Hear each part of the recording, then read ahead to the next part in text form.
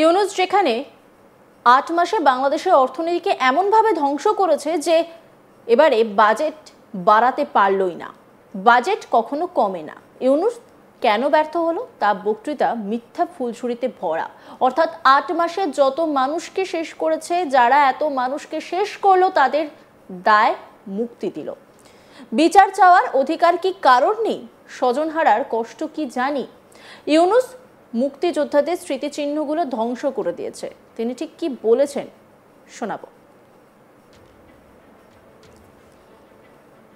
প্রত্যেকটা বিদ্যুতের বিল দেওয়া, যেখান থেকে আমরা ক্রয় করছি, এলএনজির বিল, এমনকি আমরা যে লোন নিতাম সেই লোন পরিশোধের সমস্ত টাকা আমি বাজেটে ধরে রেখেছিলাম। সে টাকা তো ইউনূস মেরে খেয়েছে, পকেটে চলে গেছে। তার তো আপনারা যদি তাদের চেহারা দেখেন, আঙ্গুল ফুলে রাতারাতি সব কলা গাছ হয়ে গেছে। এবং যেভাবে নাদুস নুদুস খেয়ে পড়ে হয়েছে, আমার তো বলতে হবে না যে কিভাবে তারা শত কোটি টাকার মালিক, এখন হাজার কোটি টাকার মালিক ইউনূসের সমন্বয় এবং যাদেরকে দায় মুক্তি দিয়েছে, তারা এখন এইভাবেই লুটে খাচ্ছে বাংলাদেশটাকে। প্রায় 1 বছর হতে চলল দেশ ছেড়েছেন হাসিনা। শুরুতে কিছুটা চুপ থাকলেও বর্তমানে দেশের রাজনৈতিক দোলাচল দেখে আর চুপ থাকতে পারছেন না। শুক্রবার মোহাম্মদ ইউনূস দেশের নির্বাচনের দিনক্ষণ ঘোষণার পর ফোনে অডিও বার্তায় দিলেন হাসিনা। সেই সঙ্গে ইউনূসের নানা দুর্নীতি দেশবাসীর সামনে তুলে ধরেন তিনি বলেন, ইউনূসের বক্তৃতা শুনে মনে হলো তিনি অপকর্মের সম্পূর্ণ সাফাই গেয়ে গেলেন।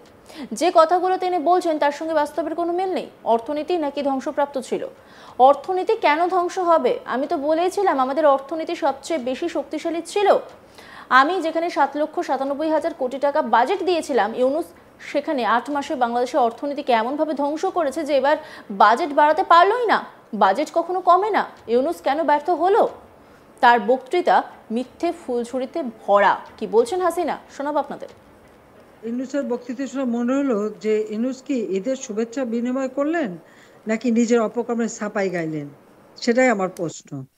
সে মনে হলো যে সম্পূর্ণ ছাপাই গিয়ে যাচ্ছেন, এবং যে কথাগুলি সে বলছে তার সাথে বাস্তবের তো কোনো মিল নেই।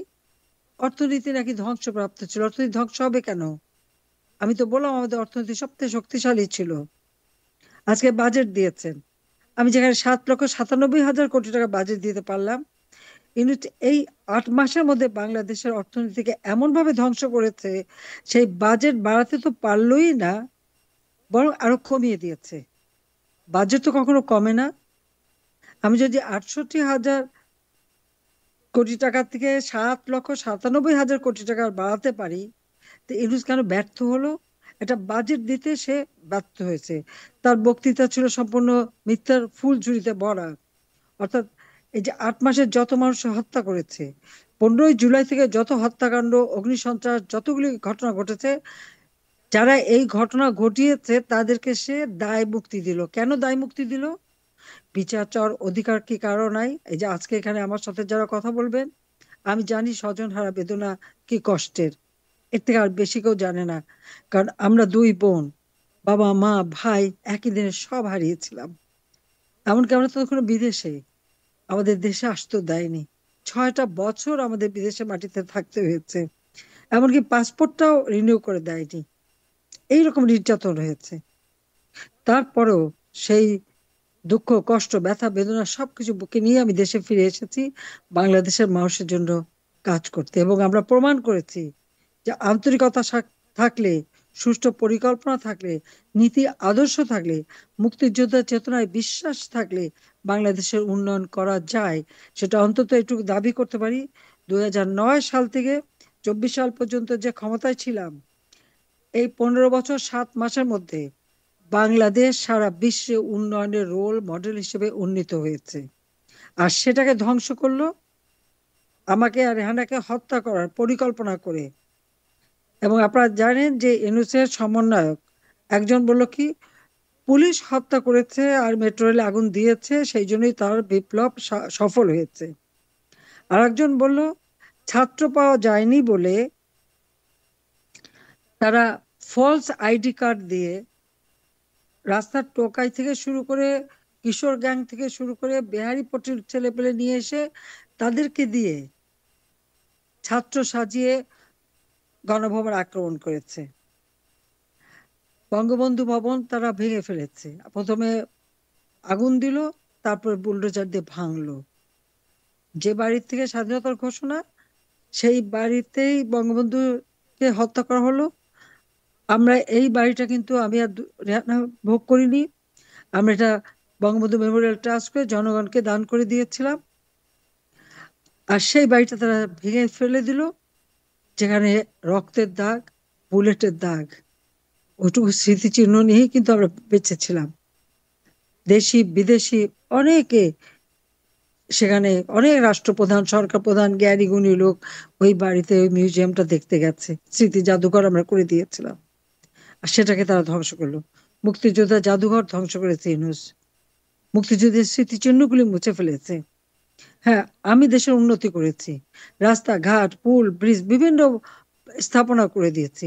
এমনকি সশস্ত্র বাহিনীর জন্য যত উন্নতি আমি সরকার আসার পরে করেছি, তারপর আর আগে তো কেউ এর আগে করে নাই, তার আগে তো কেউই করেনি। এটা তো বাস্তব। আমি যেখানে যে সমস্ত স্থাপনা করেছি, তাদের জন্য করেছি, তাদের দাবির পরিপ্রেক্ষিতে সেখানে নামকরণ করা হয়েছে, এবং এই নামকরণ জাতির পিতার প্রতি সম্মান দেখানোর জন্য।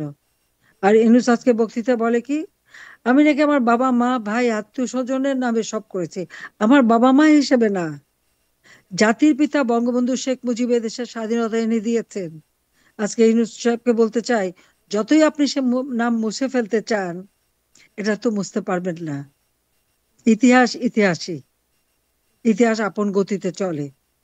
আজকে বঙ্গবন্ধুর স্মৃতি মুছে ফেলে দিচ্ছেন, আজকে বঙ্গবন্ধুকে জাতির পিতার নাম থেকে বাতিল করে দিচ্ছেন, তার নামটা মুছে ফেলে দিচ্ছেন। তাহলে আপনি কোথায় বসে আছেন? ক্ষমতা কার, কোথায় দখল করলেন? এই বাংলাদেশ নামটাও বঙ্গবন্ধু শেখ মুজিবেরই দেওয়া। আজকে কাদের কাছে তার দায়বদ্ধতা, সেটাই আমার প্রশ্ন। আজকে 8টা মাসে দেশটাকে ধ্বংসের পথে নিয়ে গেছেন। অর্থনীতি সম্পূর্ণভাবে বিপর্যস্ত, নিত্য প্রয়োজনীয় জিনিসের দাম বেড়ে মানুষের ক্রয় ক্ষমতার আওতার বাইরে। আসলে মানুষের তো আয় রোজগারই নাই। আয় রোজগার থাকলে না মানুষ কিনে খেতে পারবে। আজকে দিনমজুর, রিক্সাওয়ালা, একজন কৃষি শ্রমিক আওয়ামী লীগ সরকারের আমলে যে টাকা কামাই করতো তা নিয়ে 2 বেলা 3 বেলা খেতে পারতো, আর এখন একবেলা খাবার জোটে না তাদের। হাহাকার মানুষের ঘরে ঘরে। প্রত্যেকটা বিদ্যুতের বিল দেওয়া, যেখান থেকে আমরা ক্রয় করছি, এলএনজির বিল, এমনকি আমরা যে লোন নিতাম সেই লোন পরিশোধের সমস্ত টাকা আমি বাজেটে ধরে রেখেছিলাম। সে টাকা তো ইউনূস মেরে খেয়েছে, পকেটে চলে গেছে। তারা তো, আপনারা যদি তাদের চেহারা দেখেন, আঙ্গুল ফুলে রাতারাতি সব কলা গাছ হয়ে গেছে।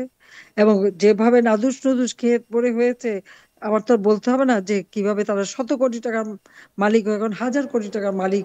ইউনূসের সমন্বয় এবং যাদেরকে দায় মুক্তি দিয়েছে, তারা এখন এইভাবেই লুটে খাচ্ছে বাংলাদেশটাকে। অন্যান্য খবরের আপডেটের জন্য অবশ্যই নজর রাখুন আজ তাক বাংলার ইউটিউব স্ট্রিমিংয়ে। লাইক, কমেন্ট, শেয়ার এবং সাবস্ক্রাইব করতে ভুলবেন না।